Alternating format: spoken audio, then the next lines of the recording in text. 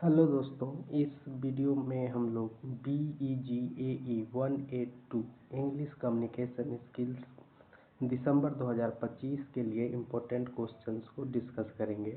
और ये क्वेश्चंस हमने असाइनमेंट्स और प्रीवियस ईयर के आधार पर सेलेक्ट किया है, जिसमें से ये क्वेश्चंस आपके दिसंबर 2025 के एग्ज़ाम के लिए बहुत इम्पोर्टेंट हो सकते हैं और इसमें से कुछ क्वेश्चंस आपको एग्ज़ाम में देखने के लिए मिल सकते हैं।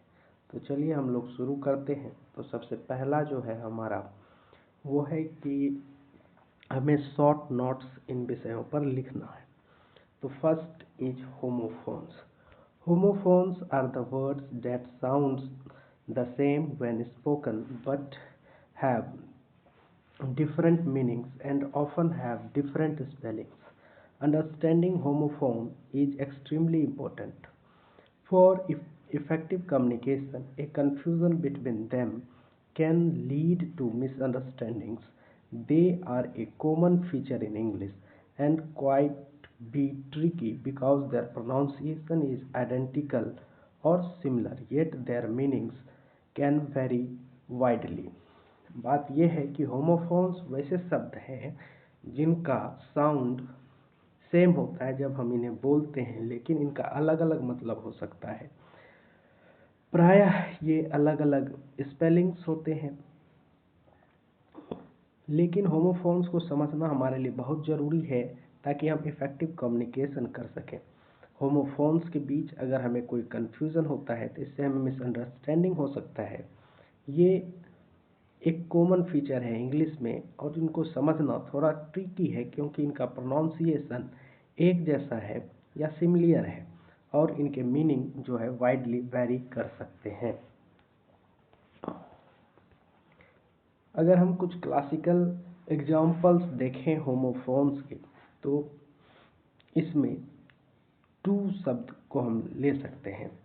तो यही कह रहा है कि कुछ क्लासिकल एग्जाम्पल्स जो है होमोफोन्स के, इसमें TOO2, TOO2 और TWO शामिल है। जैसे कि अगर हम TO2 लिखते हैं तो ये एक प्रीपोजिशन हो जाता है, और अगर हम TWO2 लिखते हैं तो इसका मीन्स होता है meaning two in a number, means two in a number. और अगर हम TOO2 लिखते हैं तो इसका मतलब होता है एक्सक्लूसिव या बहुत ज़्यादा। तो यहाँ से जो है हमें कन्फ्यूजन हो सकता है। तो वही कहता है कि some classical examples of homophone include to, TOO2 and TWO2। TO2 जो लिखते हैं तो it is a preposition, TOO means excessively और also, and TWO is a number. अगर हम दूसरा एग्जाम्पल लें इसका, तो इसमें देयर, ये देयर और दे आर, इन तीनों को जो है देयर पढ़ा जाएगा। अगर THERE देयर, ये रेफर करता है एक प्लेस को, जबकि THIR देयर ये डिनोट करता है एक पोसेशंस को जो कि संबंध दिखाता है। एंड दे आर ये एक कंट्रैक्शन है कि ये दे आर के लिए। तो होमोफोन्स ऑफन जो है चैलेंजेस पोज करते हैं हमें राइटिंग में और स्पेलिंग में, बिकॉज उन their correct use depends on the content rather than pronunciation. For instance, using flour coolant instead of flour, which is used in baking, can change the meaning of sentence. These errors can affect the clarity and professionalism of written communication. So learning homophone involves practice and a good understanding of context. Exercise such as fill in the blanks, identifying homophones in sentence, and writing sentence Using homophones can help reinforce correct usage. Mastery of homophones enhance both written and spoken communication by ensuring that the intended meaning is conveyed accurately. ये बात यही है कि homophone समझने के लिए हमें जो है अच्छा प्रैक्टिस करना होगा और कॉन्टेक्स्ट में चीज़ों को समझना होगा। जैसे हम लोग प्रैक्टिस करते हैं तो फिल इन द ब्लैंक्स करना, होमोफोन्स को सेंटेंस के अंदर आइडेंटिफाई करना या सेंटेंस बनाना जिसमें हम लोग होमोफोन्स का इस्तेमाल करके उस सेंटेंस को फ्रेम करेंगे, तो इससे हम होमोफोन्स के करेक्ट यूज के बारे में जान सकेंगे।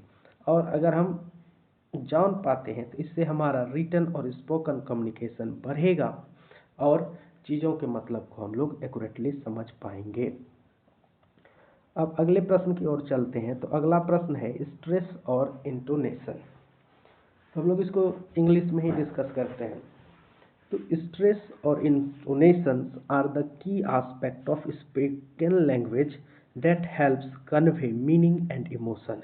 Stress refers to the emphasis placed on certain syllable or word within a sentence, which can affect the meaning and clarity of speech.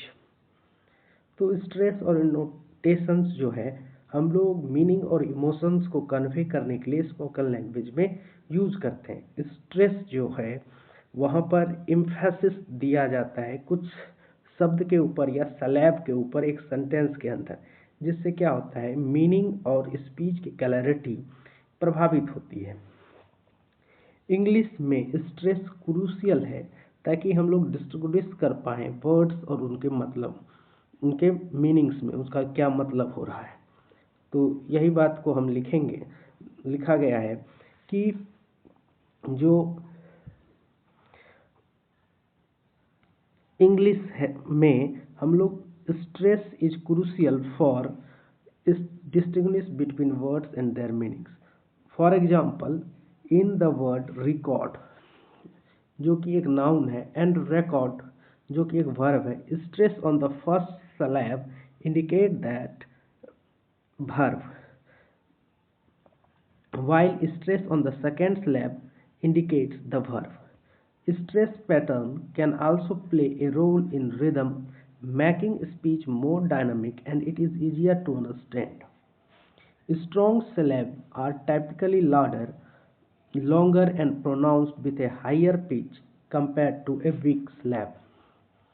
Intonation is the variation in pitch across a sentence that conveys different emotions, attitudes, grammatical functions. It involves rising and falling pitch patterns that help in communicate meaning beyond the individual's word.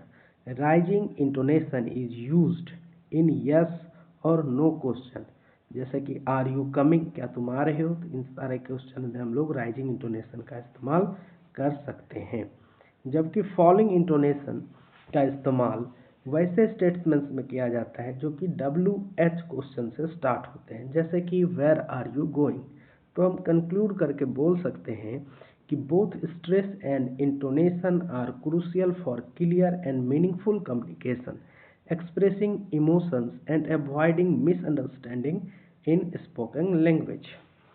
यानी कि stress और intonation ये हमारे clear meaning को समझने के लिए crucial है। जब हम कम्युनिकेट कर पा रहे होते हैं अपने इमोशंस को हम बता सकते हैं और जो हमारा मिसअंडरस्टैंडिंग हो सकता है स्पोकन लैंग्वेज में उसे हम काउंटर कर सकते हैं।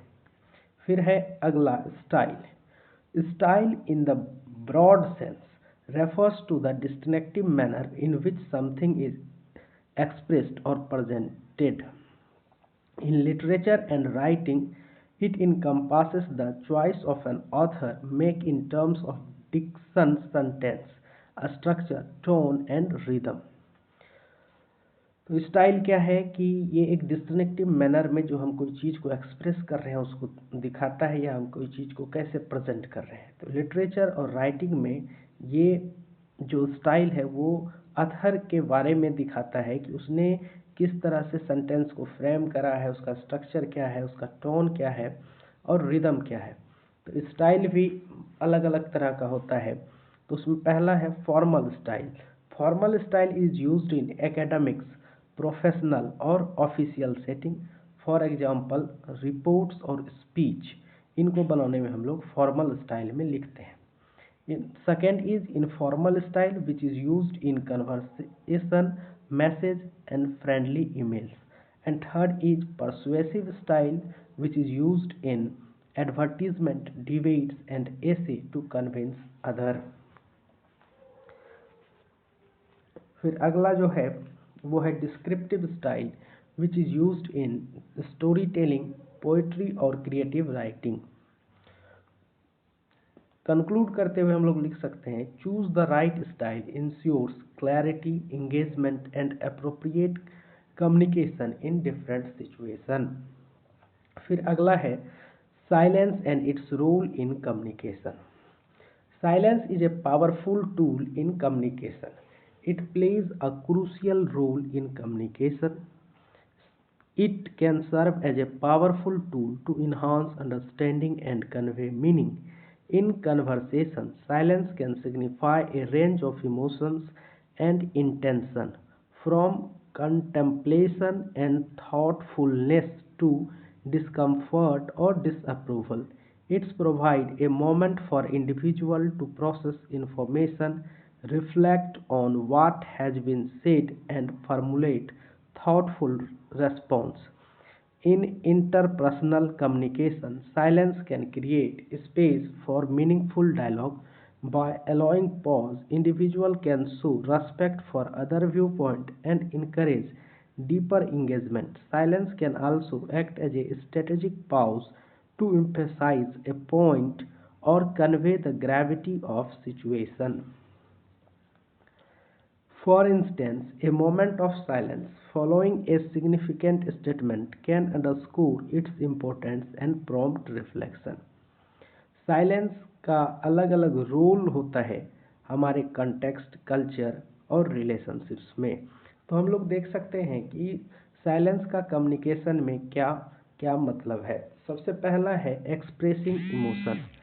Silence can indicate thoughtfulness, hesitation, sadness और discomfort. दूसरा है enhancing understanding. Pause allow listener to process information and thoughtfully. Sign of respect. In some cultures, silence shows activeness and respectiveness during conversation. फिर अगला है creating emphasis. Strategies या strategic pause highlight key point in speech and storytelling. फिर अगला है non verbal disagreement. Silence can signal disapproval, avoidance और withdrawal. So we can say conclude करते हुए हम लोग कह सकते हैं, जब साइलेंस हमारे कम्युनिकेशन को इन्हांस करता है या मिस इंटरप्रेटेड साइलेंस जो है ये मिसअंडरस्टैंडिंग करता है, इसीलिए बैलेंसिंग स्पीच और साइलेंस जरूरी है हमारे इफेक्टिव कम्युनिकेशन के लिए। अगला जो प्रश्न है वो है कि describe with suitable example the 4 basic form of discourse.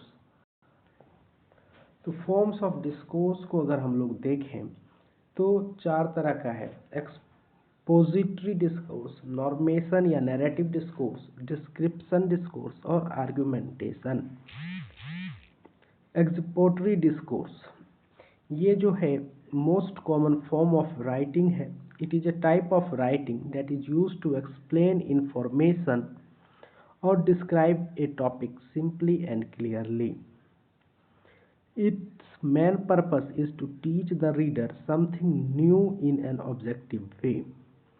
Its goal is to ensure the reader understood the topic completely or providing all necessary information in organized and straightforward manner. Example हैं इसके text book, research paper, news reporting etcetera. यानी कि अगर हम discourse को देखें तो उसके टाइप्स में पहला है हमारा क्या, एक्सपोजिटरी डिस्कोर्स। यानी कि ये जो डिस्कोर्स है इसमें क्या होता है की चीज़ों को लिख करके एक्सप्लेन किया जाता है, इंफॉर्मेशन दिया जाता है, या एक टॉपिक को डिस्क्राइब किया जाता है एक सिंपल और क्लियर तरीके से। इसका मेन पर्पस ये है रीडर को कुछ नया चीज़ टीच करना एक ऑब्जेक्टिव तरीके से। इसका जो गोल है वो है कि इंश्योर करें रीडर को कि वो टॉपिक को कम्प्लीटली समझ ले, उसे सारा इन्फॉर्मेशन एक ऑर्गेनाइज्ड और स्ट्रेट फॉरवर्ड मैनर में दिया जाता है, जैसे कि text book, research paper, news reporting, ये सब एक्सपोजिटरी डिस्कोर्स के एग्जाम्पल हैं। फिर अगला है नैरेटिव डिस्कोर्स। ये जो है स्पीच राइटिंग का ही एक फॉर्म है जिसको हम लोग स्टोरी ऑफ इवेंट्स को कहने के लिए करते हैं। तो यानी क्या कहेंगे कि it is a form of writing और speech which is used primarily to tell a story of events. It engages the users by using storytelling elements like plot, character, conflict and resolution. जो normative या narrative discourse है, इसका गोल है कि entertainment करना, inform करना या परसुएड करना through the power of story. जैसे नॉर्मेटिव डिस्कोर्स का एग्जांपल आपका उपन्यास, बायोग्राफी, मूवी, टीवी शो, ये सब हो सकते हैं। फिर अगला है डिस्क्रिप्शन डिस्कोर्स। डिस्क्रिप्शन डिस्कोर्स में नरेशंस इन्वॉल्व होते हैं, लेकिन ये अलग अलग काइंड के होते हैं। It is a kind of picture making indicating what someone, something और some place looks like. All description involve spatial dimension. It uses rich sensory language, adjective and figurative device like metaphors and smiles. Examples इसके हैं character introduction जो novels में होता है, या nature writing, ये सब डिस्क्रिप्शन डिस्कोर्स के उदाहरण हैं। और अगला जो चौथा रूप है वो है आर्गुमेंटल डिस्कोर्स। ये एक फॉर्म ऑफ राइटिंग है या स्पीच है जिसको यूज़ किया जाता है एक पोजीशन को प्रेजेंट करने के लिए, एक क्लेम को बनाने के लिए, ऑडियंस को परसुएंस करने के लिए, ताकि वो स्पेसिफिक व्यू पॉइंट को क्या करे, परस्यूट कर सके। तो आर्गुमेंटल डिस्कोर्स में हम लोग कह सकते हैं कि it is a form of writing और speech use to present a position, make a claim and persuade audience to accept the specific viewpoint, की एक खास व्यू पॉइंट के लिए बनाया जाता है। जो आर्गुमेंटल डिस्कोर्स है इसका प्राइमरी गोल है कि रीडर्स को कन्विंस करना कि ऑथर का आर्गुमेंट वैलिड है और करेक्ट है। ये एम करता है रीडर को इन्फ्लुएंस करने के लिए अपने ओपिनियन और बिहेवियर्स को। इसके एग्जाम्पल्स में डिबेट, लीगल आर्गुमेंट, ये सब चीज़ें शामिल हैं। अब चलते हम लोग अगले प्रश्न पर। यह है कि विजुअल एड्स किस तरह से हमारे प्रेजेंटेशन को इफेक्टिव बना सकता है। सॉरी दोस्तों, यहाँ पर जो है राइटिंग्स अच्छे से पीडीएफ में नहीं आ पाई है, इसके लिए सॉरी, लेकिन फिर भी आप लोग इसको समझ सकते हैं। विजुअल एड्स जो है ये पावरफुल टूल है हमारे प्रेजेंटेशंस के लिए, जो कि हमारे अंडरस्टैंडिंग, इंगेजमेंट और रिटेंशंस को इन्हांस करता है। तो यानी हम क्या बोलेंगे कि visual aids are the powerful tool in presentation that enhance understanding, engagement and retention. तो फायदा क्या है इसको यूज करने का? तो सबसे पहला ये है कि it clarifies complex information. Visual aids जो है सिंप्लीफाई करता है और क्लैरिफाई करता है हमारा कॉम्प्लेक्स इंफॉर्मेशन, इसको एक एक्सेसिबल फॉर्मेट में दे करके। तो यही हमने लिखा है कि visual ads can simplify and clarify complex information bye presenting it in A more accessible format.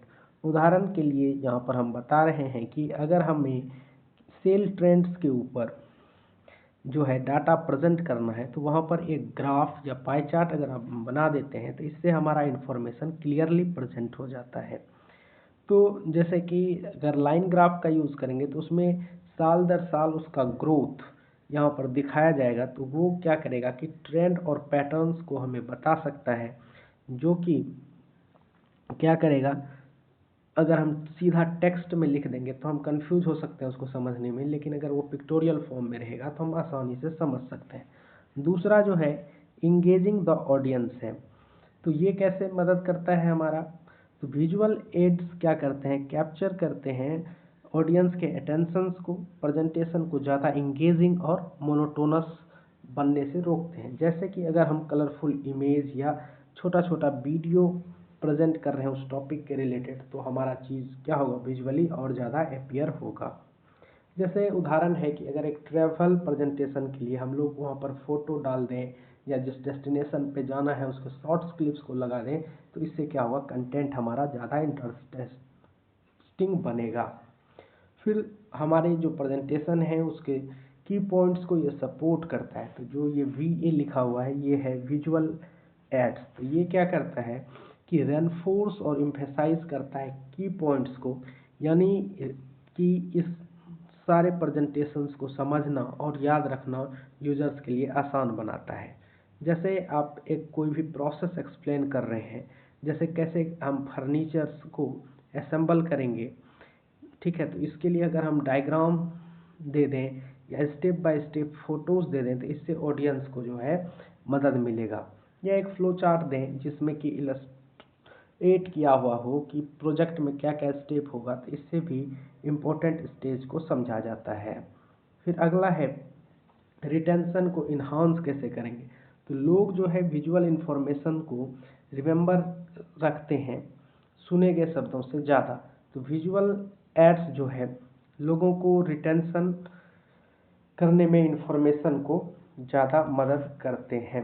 फिर अगला है कि ये एक स्ट्रक्चरल ओवरव्यू देता है, तो विजुअल एड्स जो है आउटलाइंस की तरह या माइंड मैप्स की तरह हमें एक क्लियर स्ट्रक्चर देते हैं अपने प्रेजेंटेशंस के लिए, जिससे ऑडियंस को इंफॉर्मेशन के फ्लो को समझना आसान होता है।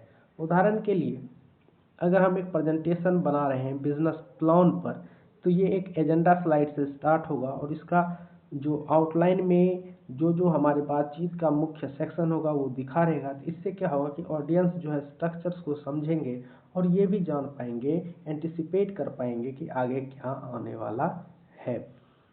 चलिए दोस्तों, हमने यहाँ पर जो है कुछ इम्पोर्टेंट क्वेश्चन डिस्कस किए और इसका पार्ट 2 और पार्ट 3 आपके एग्ज़ाम से पहले जल्द ही आएगा। अगर आपको वीडियो अच्छा लगा हो तो चैनल को लाइक करें और सब्सक्राइब करें और हमें हौसला दें ताकि हम आपके लिए ऐसे ऐसे वीडियोस लगातार अलग अलग विषयों के बनाते रहें। धन्यवाद।